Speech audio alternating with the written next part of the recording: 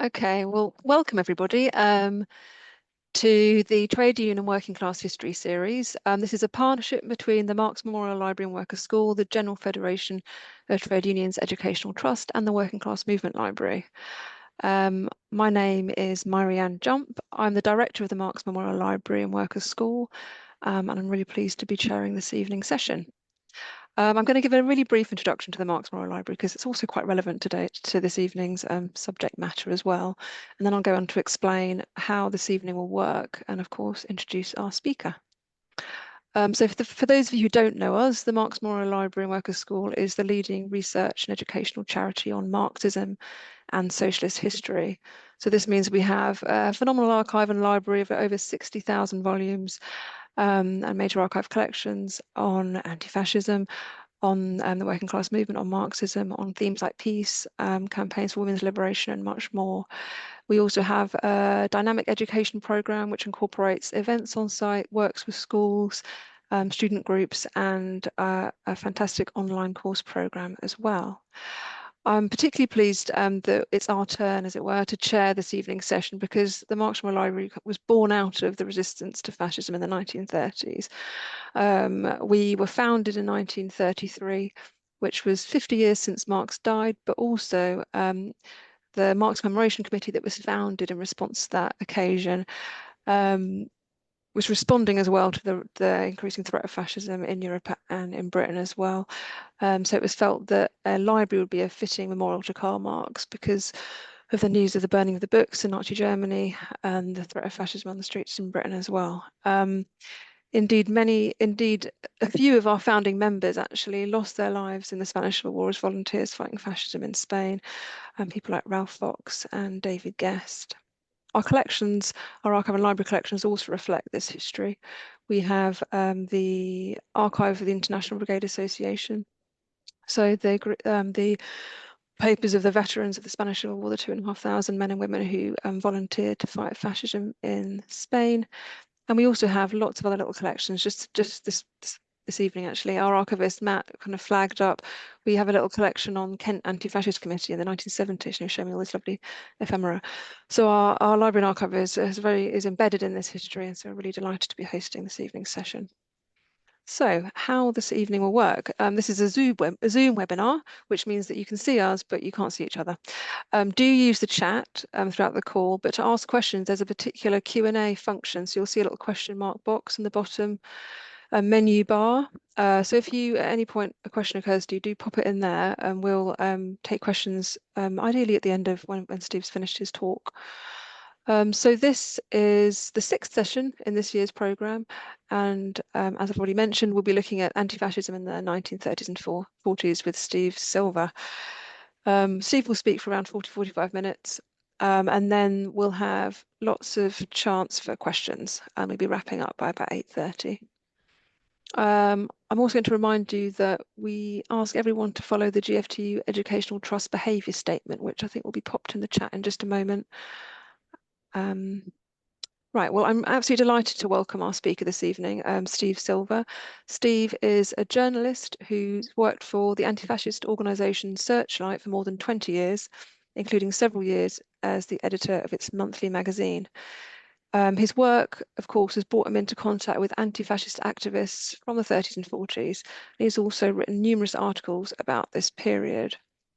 Steve currently works as communications officer for the RMT trade unions. Okay, over to you, Steve. Thanks, Marion, and thanks for asking me to, speak as part of this series of lectures. When I got involved in anti-fascist activity as a teenager in the mid-1980s, veterans of the 1930s and the 1940s were still around and politically active as well. And I came to know many of them, firstly as a volunteer for the anti-fascist organisation Searchlight, and then also working there full-time for more than 20 years, including doing a 7-year spell as the editor of the magazine. I know that 1930s generation of men and women who had lived in extraordinary times, they'd witnessed the rise of fascism and they saw it eventually grip continental Europe. But they also faced their own battles and successfully helped stem the rise of Oswald Moses' British Union of Fascists before the war, and they crushed its post-war reincarnation as Union movement. And of course, there were those who went to war, thousands who volunteered to fight with international brigades in Spain to defend the Republic, many losing their lives, and not to mention those who fought in Britain's armed forces to liberate Europe, were involved in the denazification of Germany, and on their return to Britain were shocked to witness a post-war fascist revival. The fascists were active across Britain, but so were the anti-fascists. They were active in every major city and town, and each place has its own stories. What I want to do is focus on two very specific things, though, one from each decade, because otherwise it's a vast topic, the anti-fascist activity during that period. There were so many organisations, so many localities, and I just want to focus on two things that I know something about, because it's probably the sort of best way for me to do it. Firstly, the Battle of Cable Street, that much mythologized event that took place on October the 4th, 1936, in London's East End, where the fascists were defeated. And secondly, for the 1940s, the 43 Group, the anti-fascist organisation that was built by returning service men and women after the war, and the indelible mark that these anti-fascists made on the anti-fascist movement subsequently, and the impact they had on expectations for Jewish defence in particular. I want to talk about the political climate that these anti-fascists operated in, and the material circumstances that created them, rather than give a blow-by-blow chronological account of either period. What led to a successful mobilisation at Cable Street? It didn't come out of nowhere. And what led to a surge in anti-Semitism in the immediate post-war period, after Britain had fought, a war against Nazi Germany, and 6 million Jews had died? So I'll start by talking about the British Union fascists in 1936 and what the anti-fascists were up against. And the BUF was the largest organised fascist force in Britain. And by 1936, anti-Semitism, that is, hatred of Jews, had become the core of their ideology. At the beginning, though, as with the Italian fascists, anti-Semitism wasn't a major plank of its policy. I'll see if I can just share the screen. A nice little challenge for me. Here. Hang on a second. Right from the start. I should be sharing the screen now. As you can see, that's Oswald Mosley. The aristocratic BUF leader Oswald Mosley started out his career in the early 1920s as one of the youngest Conservative MPs in Parliament.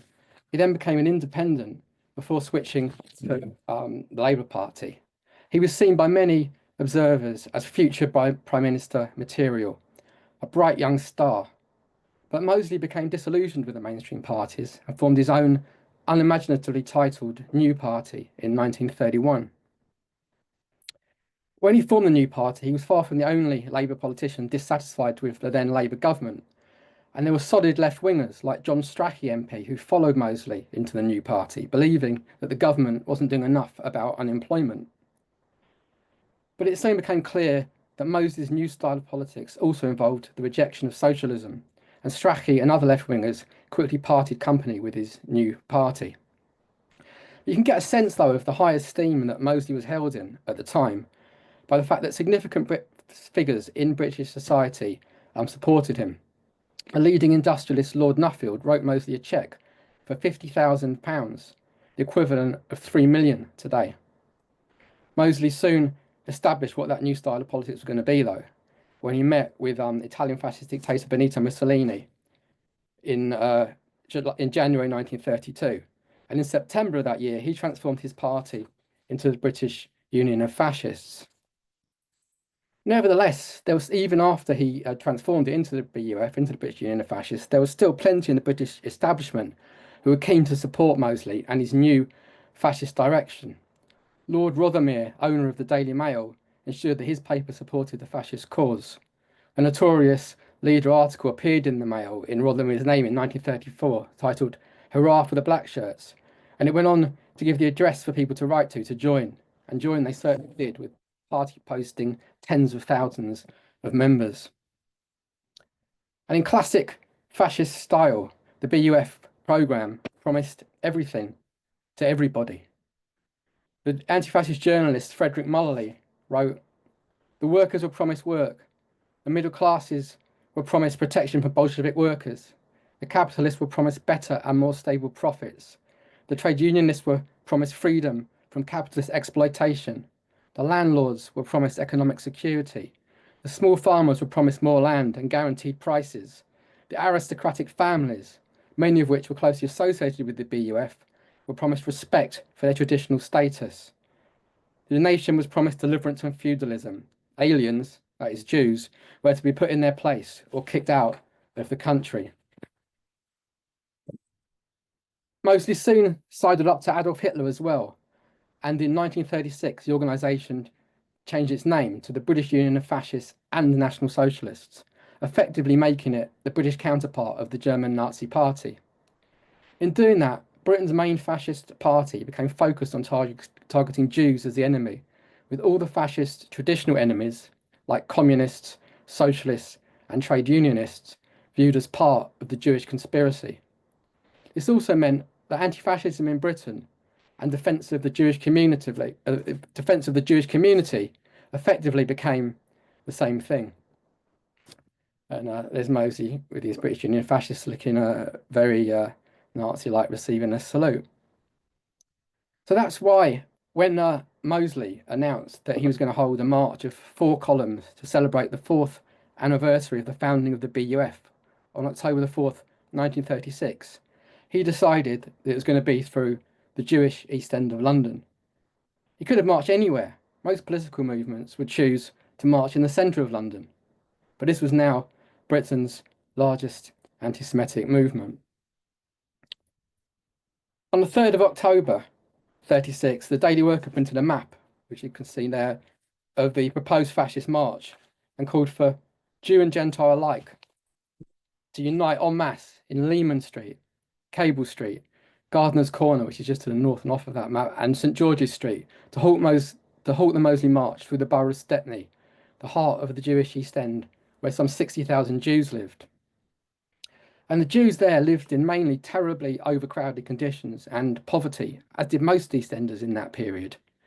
The situation was exacerbated by unemployment when the 2 main industries that the Jews worked in, tailoring and cabinet making, were severely hit by the Depression after 1929. But in spite of their living conditions, Stepney had a rich and a vibrant Jewish culture based around the synagogues, schools, Yiddish theatres, cafes, newspapers, clubs, trade unions, and political organisations that they'd established in the area. In those pre-welfare state days, the most significant organisation among East End Jewish workers was the Workers' Circle, or the Arbeiterring, as it was known by its Yiddish-speaking founders. It was a friendly society that organised unemployment and sickness benefits, but it was also a major force for political agitation in the East End of London. The circle encompassed many of the political currents that existed among Yiddish-speaking European Jewry. There were anarchists, Bundists, communists, Labourites, and Zionists. Each political current founded one or more branch, and somehow they coexisted. Circle activists played a leading role in opposing anti-Semitism, and pushed by its communist-led branches, it initiated firstly the Jewish Labour Council, and then in July 1936, the Jewish People's Council against fascism and anti-Semitism. Even before the October the 4th, tensions ran high, and there were numerous violent fascist incursions into Stepney, which had led to the local community raising concerns and attempting to organise. A 100,000 strong petition to the Home Secretary, organised by the Jewish People's Council, urged the banning of the march. 5 East London mayors met with the Home Office officials urging a ban, but the government refused, and it was left the community to defend itself. With all official avenues exhausted, the Jewish People's Council then issued the call to bar the roads to fascism. The idea of uniformed anti-Semites marching through the East End caused real fear. There's a documentary broadcast on the BBC in 1970 about the Battle of Cable Street, which interviewed people who were there that day. And Edith Ramsey, a teacher at the time, recalled in it that she was on her way to a Sunday school, and her usual route took her past the Gardener's Corner, which she found on this occasion impassable due to the huge crowd of anti-fascists that assembled to stop Mosley's fascist marching. As she made her way through the back streets, she found an old Jewish lady sitting in the courtyard of one of the buildings in a terribly distressed state. And she said she was swaying backwards and forwards, moaning. I tapped her shoulder and I said, "It's all right, it can't happen here, don't worry." And she said to me, "Oh, lady, I've seen it in Poland and it's coming here." And the woman no doubt articulated the fears of many of the East End of London's Jews. After all, the Jewish community mainly comprised families that arrived between 1881 and 1914, fleeing anti-Semitism and murderous pogroms in Russia, Poland, and other Eastern European countries. They followed other waves of immigration that had brought Huguenots, Irish, and other smaller groups into the area. In that same documentary, the historian Bill Fishman, who grew up in the East End, recalled watching Mosley speak at street meetings, denouncing the Jews for allegedly controlling international finance and for dominating British politics. And he said, "I often used to go away feeling, are we Jews like this?" And then my mind wandered to my own father, who was a poor tailor wandering through the East End looking for work. How could one equate this with those international finances who were eroding Britain, according to Sir Oswald Mosley? Now, as I mentioned earlier, the JPC, the Jewish People's Council, issued the call to bar the roads to fascism. Other slogans of the day were "Remember Olympia" and "They shall not pass." And I think it's impossible to understand what happened at Cable Street without understanding what those slogans were about and why the defence of the Jewish community was so ferocious that day. So I'll run through all three. The first slogan, "Bar the roads to fascism." Well, Moses Blackshirts had a legacy of organised anti-Semitism to draw upon from former groups like the British Brothers League that successfully agitated against Jewish immigration at the turn of the last century. At the turn of that century, resulting in the first immigration laws in Britain, the 1905 Aliens Immigration Act, specifically brought in to stem the tide of Jewish immigration from Eastern Europe. But the Jewish community also had its own experience to draw upon. By the 1930s, thousands of Jews were organised in the tailor and garment workers and furniture unions. Their movement was born in the period of the Great Disputes of 1889 and 1912, where Jewish tailors and Irish dockers struck, and they were part of the birth of Britain's labour and trade union movement. In the 1889 strikes, the largest single donation to the Tailors' Strike Fund to pay for food relief was £100, equivalent of about 11,000 today, which came from a fund Australian dockers had set up to support the London dockers strike led by Ben Tillett and Tom Mann. And then in 1912, dockers and tailors struck again. The dockers were striking for better conditions, while the tailors were striking for shorter hours and better working conditions. Solidarity between the two groups was a result of joint strike meetings and demonstrations. This time, Whitechapel tailors won their strike first, while the bosses attempted to starve the dockers out. This time, it was the tailors that offered relief to the dockers. The now forgotten Jewish anarchist movement, led by a Yiddish-speaking non-Jew, Rudolf Rocker, was at its height, and the women coordinated for 300 dockers' children to be taken in and looked after by tailoring families. Both those strikes and the mutual solidarity between Irish and Jewish workers when the bosses attempted to starve them both out were in recent living memory in October 1936. That's one of the main reasons when the barricades were formed and they did bar the roads to fascism in the Jewish western end of Cable Street. It was Irish dockers who came from the east end of that long street and used pickaxe handles to rip up paving stones and help form the barricades. So the second slogan that I mentioned was "Remember Olympia." The BUF held meetings across Britain, in Manchester in October 1933 and at Birmingham in January 1934. Up to 3,000 black shirts were in attendance at large meetings intending to show the strength of the new fascist movement. And as the fascist movement grew, so did opposition to it. Led by communists, socialists and trade unionists, the anti-fascist movement grew, supported also by liberals and anti-fascist Tories. However, those who interrupted fascist meetings found themselves dealing with unprecedented violence from black shirt thugs. From all over Britain, reports came of severe brutality against those who heckled speakers. But there was one meeting above all that came to symbolise black shirt thuggery, and that was held on the 7th of June 1934 at Olympia in West London, where 10,000 people went to hear Mosley speak.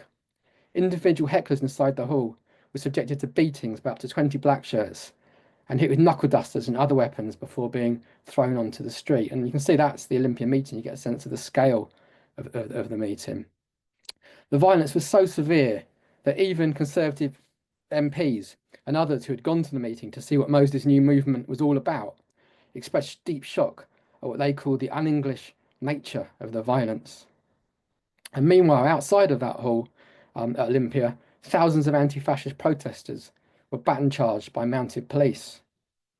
Phil Piratin, who was later to emerge as a leading figure in the Battle of Cable Street, was part of that protest outside the hall. He recalled that someone shouted to one of the senior police officers that they should be preventing the violence that was going on inside the hall. He said, "I heard this senior officer shout back, 'Get back to your slums, you communist bastards.'" It's hardly surprising then that on October the 4th, 1936, "Remember Olympia" was one of the slogans of the day. That brings me to the third slogan, "They shall not pass." Of course, that slogan was an anglicisation of the Spanish slogan, "No pasarán," in reference to the Spanish Civil War that had begun 3 months earlier. The International Brigades for Volunteer Anti-Fascist Fighters had been formed in September, just a few weeks earlier. In fact, the first Britons to fight in Spain were three Jewish tailors from Stepney in London's East End, Nat Cohen, Sam Masters and Alex Scheller, who arrived there in July 36. They were the first of more than 2,000 British people who went to fight in Spain. They were also the first of thousands of Jews from across the world who fought to defend Spanish democracy against fascism. A quarter of the International Brigaders were Jewish. The Jewish presence didn't go unnoticed at the time. Spain had expelled the Jews during the Inquisition, and anti-Semitic fascist propaganda made much of the fact that Jews had returned to Spanish soil and were fighting against the nationalist forces. But unlike the International Brigaders that followed later, these tailors hadn't left for Spain to go and fight. They were on a cycling holiday to spectate at the People's Olympiad in Barcelona, a left-wing international sports event that was an alternative to the Berlin Olympics that had been being hosted by Nazi Germany that year. The Spanish Civil War had just broken out shortly before the Games began, ensuring that some of the 6,000 athletes registered never made it into the country, and with war raging, the Games were cancelled. Some 200 of the athletes from across the world also chose to stay and fight to defend the Spanish Republic. On arrival in Barcelona, Cohen and Masters joined a local militia and took part alongside three other fellow Brits in a failed attempt to capture the island of Mallorca from the nationalist forces. On their return to Barcelona, they named their group the Tom Mann Centuria, honouring a founding father and giant of the British trade union movement who led that great 1889 dockers strike that I mentioned earlier. And Bill Alexander, who was to become commander of the yet-to-be-formed British Battalion of the International Brigades, wrote about the assault on Mallorca, and what he said was, "That British group were lucky to get away. Cohen, who had considerable experience as a militant worker in the Argentine and the East End of London, established a high reputation in the fighting. He was elected leader of the group, most of whom were Spanish. On returning to Barcelona, the Spanish militiamen went off to their homes on leave, but returned soon after, with 300 men wanting to join the Centuria, a considerable tribute to Cohen's prestige."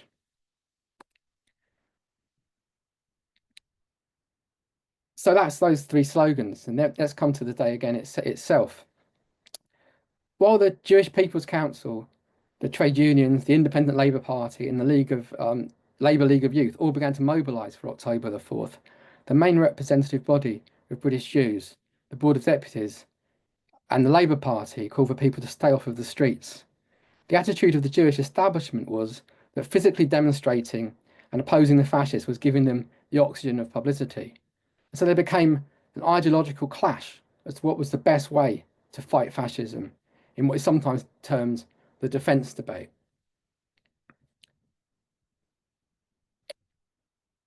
That's cutting from an advert in the Jewish Chronicle. Just before the event, just before October the 4th. The most prominent and influential of the anti-fascist political parties, the Communist Party, was initially caught in a dilemma. Its youth wing, the Young Communist League, had already planned an anti-fascist Aid Spain rally in Trafalgar Square that day. It already had members fighting in Spain.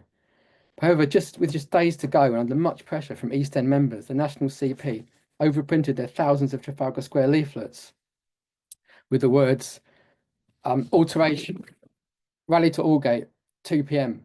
And its newspaper, the Daily Worker, issued the call to go to Aldgate. And it's not a great copy of the leaflet, but you can see there just in the stamp on on the side of the leaflet. Prominent at the head of the organised resistance on the 4th of October was communist activist Phil Piratin. There's Phil. Anti-fascists assembled at Gardener's Corner at Aldgate, blocking the gateway to the East End. Whichever route Mosley's thugs took, they had to pass through here to go down Whitechapel or Commercial Road. Estimates of the eventual crowd vary between 250,000 and 500,000. And I'll come back to that map. But if you look at the arrows, that's where the CP had been calling on people to mobilise. And it's actually just off the top of the map where Gardener's Corner is. So that leaves the fascists wanted to march north and slightly and then east, which again isn't where Commercial Road is sort of highlighted, which just physically become impassable for them. 6,000 police, including London's entire mounted police division, tried to clear that area. 4 anti-fascist tram drivers intentionally abandoned their vehicles, forming barricades, which were used by the crowds as they were attacked by police on horseback. Nevertheless, the police struck out with batons with extreme brutality and caused many injuries, while Mosley waited impatiently with a few thousand black shirt troops. So there's people being baton charged near Gardener's Corner. The police decided that with Gardener's Corner in the hands of an immovable crowd, they would clear an alternative route, Cable Street, to the south. The initial defence of Cable Street was 3 sets of barricades across a narrow road using material from a builder's yard and from the mainly local Jewish people's homes and shops that occupied the western end of the street. Irish dockers came from the eastern end of the street, for the long street from the Wapping area. And there's one of the barricades. The street was strewn with broken glass and marbles as a defence against mounted police charges. Anti-fascists chanted slogans and gave clenched fist salutes from behind the barricades in defiance. In fact, you can see on that barricade that's actually got "Remember Olympia" and "They shall not pass" written on it. There was fierce fighting as the police attempted to clear the barricades, only to face a further barricade and thousands of regrouped anti-fascists. From the small 3-storey buildings that lined the street, all manner of items rained down on the police. Phil Piratin recalled, "They met with an opposition that was a surprise even to us. All we could attempt to do was to organise people who were on the demonstration. Obviously, we made no attempt, and we didn't expect to organise people from their homes. It was along Cable Street that from the roofs and the upper floors, people, ordinary housewives and elderly women too, were throwing down milk bottles and other weapons and all kinds of refuse they didn't any longer want in the house onto the police. The Battle of Cable Street is known for this reason. It was there that the police really had to fight for themselves, not for the fascists," he said. And for some police officers, it was all too much. Several threw down their batons and surrendered to the local population.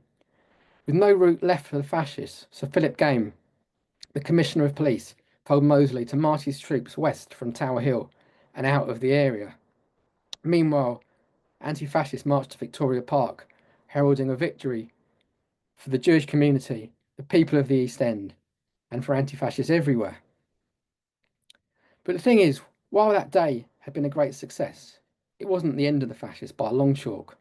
The publicity that it generated meant the fascists recruited significantly, and the following Sunday, approximately 200 anti-Semitic youths ran down Mile End Road, smashing Jewish shop windows, looting and burning cars. They threw an adult and a 4-year-old child through a plate glass window. The events of that day became known as the Mile End Pogrom. And meanwhile, legal aid had to be organised for the 79 anti-fascists who had been arrested the previous Sunday, many of whom had been severely beaten by police. In contrast, only 5 fascists were arrested. The Workers' Circle organised legal support, but the anti-fascists received punitive sentences with heavy fines and custodial sentences, including hard labour being handed out. Now here's a photo that, if you know anything about Cable Street, you read stuff, you're probably familiar with the photo, but you might not know the full story. That's Charlie Goodman being arrested there. Now, Charlie Goodman's is anti-fascist. Charlie Goodman's day had ended in Lehman Street police station, where he was carried in after that arrest, horizontally by 6 policemen. They used his head as a battering ram for the charge room door. Fred Shaw, who had also been arrested that day, remembered Charlie Goodman arriving in the police station. He said Charlie Goodman's head had been used like a battering ram by the 4 policemen who were carrying him. There was blood everywhere. 64 of them were jailed. Fred Shaw was sentenced to 3 months hard labour in Bristol prison, and Goodman was also sentenced to 3 months hard labour before coming out. Both of them came out itching to fight fascism. They both joined the international brigades, 2 of around 200 EastEnders to go to Spain. 36 of them buried in Spanish soil. What the provocation at Cable Street did do was it led to the 1936 Public Order Act, which controlled public processions and the banning of the wearing of political uniforms. Under the provision, no marches were allowed in East End London for 3 months. And what the police did, they just kept renewing that 3 months thing until the BF was disbanded in 1940. While mobilising to defend the Jewish community at Cable Street was essential, it didn't in itself defeat the fascists in the East End. Yet ultimately they were defeated. So the question is, how did that happen? One answer is through an organisation called the Stepney Tenants Defence League, which organised for lower rents and against evictions in Stepney. They organised epic rent strikes uniting Jew and Gentile. And there were electoral implications as well. Local activist Phil Piratin became the first communist to be elected to the local council, winning a seat in Spitalfields East in November 1937. Then war brought immediate rent control, so the SDL changed its focus to the provision of air raid shelters, food profiteers, and the increased cost of living. Meanwhile, leading fascists were interned as potential enemy agents. When Mosley and other fascists were released in 1943, there was consternation and a big campaign against the resurgence of fascist activity. And then when war finished in April 1945, the general election came. Phil Piratin stood as the Communist Party candidate for the largely Jewish district of Mile End. Piratin was elected as Communist MP, and then some 7 months later, 10 communists were elected to the Stepney Borough Council. Then, I suppose I need to move on really to the sort of the post-war period. In what had been formerly occupied mainland Europe, the fascist parties were outlawed on their defeat.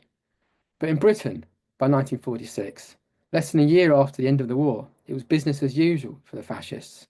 They held open-air meetings at which speakers spouted crude anti-Semitism in their run-up to launching a successor organisation to Oswald Moses' BUF, which he called Union Movement. Much of the activity centred around Ridley Road in Dalston, where there was a street market and soapbox political meetings were held. Horrified by a fascist revival, in March 1946, Jewish anti-fascist ex-servicemen and women formed the 43 group of ex-servicemen, bringing together Jews who had already been opposing fascist meetings with those who wanted to do so. And the most prominent That's the bit I want to see. The most prominent figure in this militant anti-fascist organisation's early days was Jerry Flamberg, the military fiddle, and had been wounded at Arnhem. After the war, he had made a name for himself as one of the leaders of a march protesting against the internment of Jewish leaders in Palestine by the British authorities. By the end of April 46, over 300 ex-servicemen had joined the 43 group. Numbers would eventually swell to 2,000. Their main activity for which they became known was physically breaking up fascist meetings. However, while the bulk of their members were engaged in physical attacks on the fascists, there were other necessary jobs. The organisation had an office and staff. Recruits who had office skills were needed, as well as drivers, doctors to look after members injured in fights, and lawyers for legal advice. Fundraising was organised by communist businessmen who called themselves the Businessmen's Group, a semi-secret group of people whose leading figure was a man called Morris Essex, who had been Phil Piratin's election agent in 1945. The group infiltrated fascist organisations using members who didn't look Jewish. The group also had its own monthly newspaper, On Guard, edited by Daily Worker journalist Douglas Hyde. By mid-1946, group activists were attacking several fascist meetings each week. And in November of that year, November 46, the 43 group had a public row in the letters pages of the Jewish Chronicle with the chairman of the Board of Deputies Jewish Defence Committee, Louis Heidelman. Heidelman argued there was no need for a separate organisation from the JDC, from the Jewish Defence Committee, and the group should disband. This argument mirrored the attack that it had made on the Jewish People's Council in the 1930s. Hence, you saw the revival of the pre-war defence debate in Britain's Jewish community about the best way to fight anti-Semitism and fascism. This time, on one side stood the moderate new Zionist leadership of the Board of Deputies, which, as in the mid-1930s, was hostile to any independent Jewish anti-fascist activity. On the other side were communists and militant Zionists who supported vigorous anti-fascist activity. These people didn't snipe from the sidelines, but were also active within the Board of Deputies itself. There were the communists Maurice Essex, who I've mentioned before, and Jack Perry. And there was also a remarkable man called David Spector, who was formerly a major in the Jewish Brigade of the British Army. He was a national vice chair of the Association of Jewish Ex-Servicemen and Women. He was a sort of remarkable anti-fascist, militant and Zionist from Brighton. He played a key role in one of the 43 group's major successes, which was when they routed the fascists in Brighton in June 1948 and took a terrific beating. Events in Palestine loomed large, and anti-Semitism was rampant, and not just from the fascists. The Zionist underground in Palestine were at war with the British occupation forces, and their activities were regularly condemned in the press. This all came to a head on a hot early August bank holiday weekend of 1947, following poor summer weather in recession-hit, ration-coupon, post-war Britain. And that was the backdrop to days of anti-Semitic violence.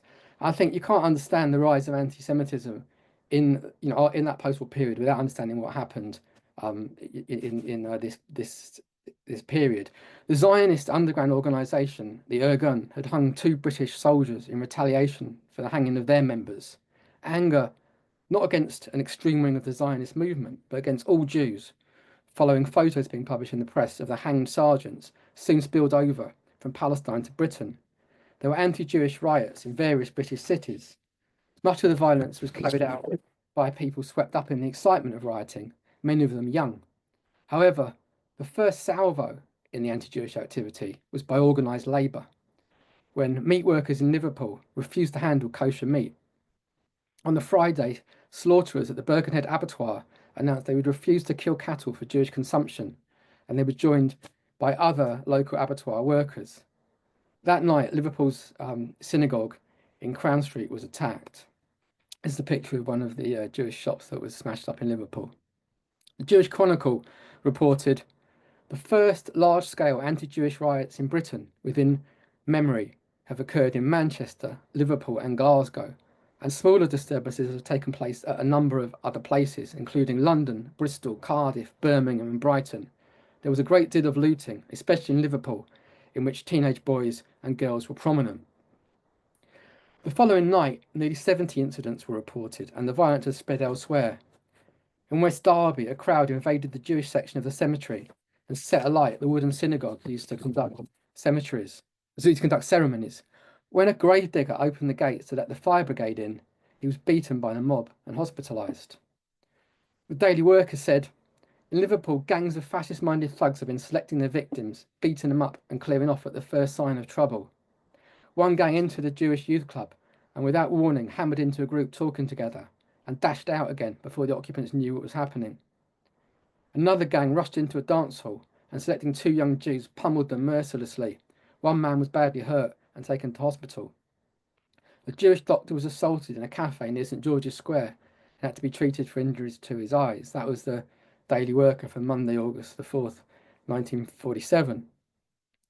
Hundreds of horrified Liverpudlian anti-fascists across the political spectrum held an open-air meeting of protest against the disorders on a Sunday evening on a blitzed site in the centre of the city.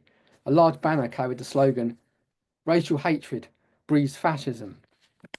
As cases made it through the courts, more and more revelations of the violence came to light.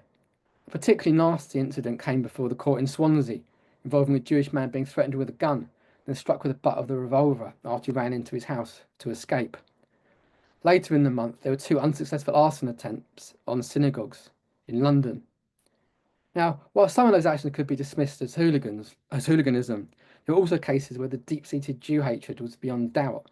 Jack Regan, who was sentenced to 6 months prison for smashing a shop window, was heard by a police officer to shout, "Hitler was right, exterminate every Jew, every man, woman and child." And that was reported in the Daily Worker on August the 7th, 1947.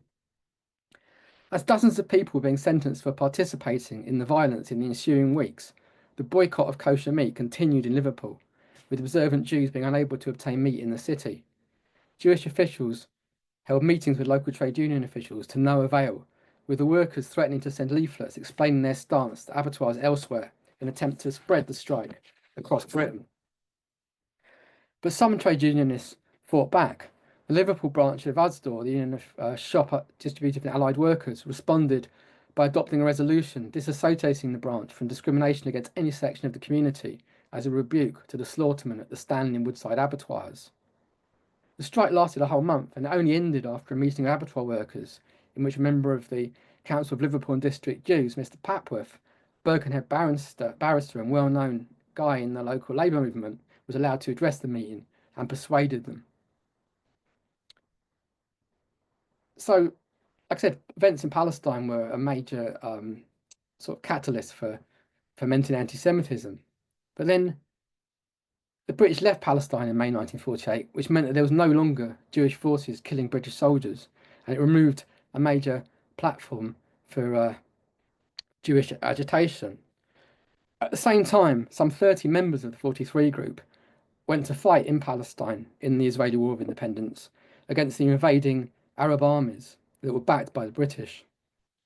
Others, such as Lem Rolnick, who had one time been Harry Pollitt, the Communist Party General Secretary's bodyguard, and was part of a Communist Party cell inside the 43 group, sent weapons to Palestine with the assistance of the French Communist Party newspaper activists from the Humanité. At this point, the 43 group and its allies had attacked almost every fascist meeting that popped up, making it almost impossible for the fascists to organise in any meaningful way. By 1949, it was clear that the building of a successful fascist party was not going as smoothly as Mosley had hoped. His meetings shrank in size, and as the threat began to diminish, it also became harder for anti-fascists to mobilise numbers.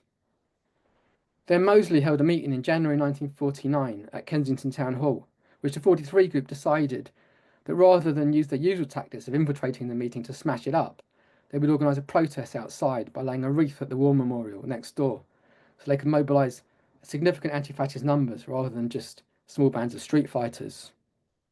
Over 3,000 joined the 43 group at the memorial, where they held a minute's silence and heard a variety of speakers. It was the largest anti-fascist demonstration that had taken place in Britain since the 1930s.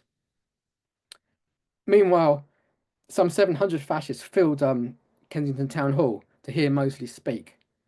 It looked like the meeting was going to carry on unhindered, when 15 minutes in, someone set off a tear gas canister. An anti-fascist, I should say, set off a tear gas canister. Over 100 fascists needed medical treatment, and there was some panic as people fled from the hall. An anti-fascist attempted to storm in. Fighting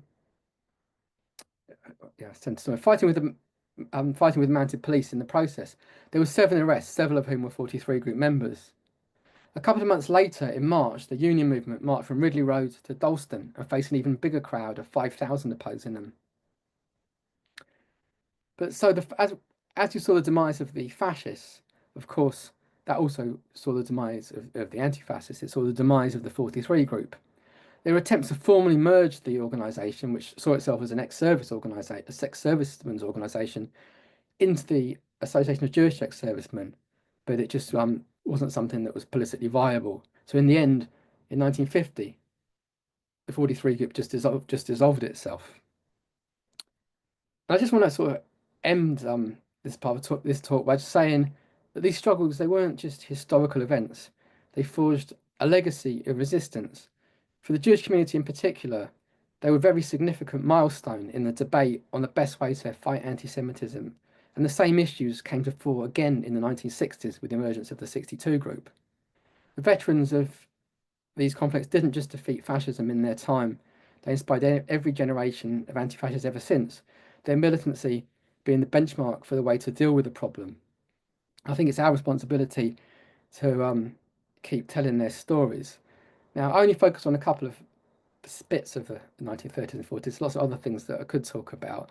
I was involved in a pamphlet recently with myself, Brian Denny, and Jim Jumprow. This cover is just there. That covers other stuff related to Spain and the A Spain movement, which we didn't talk about. I haven't talked about at all here.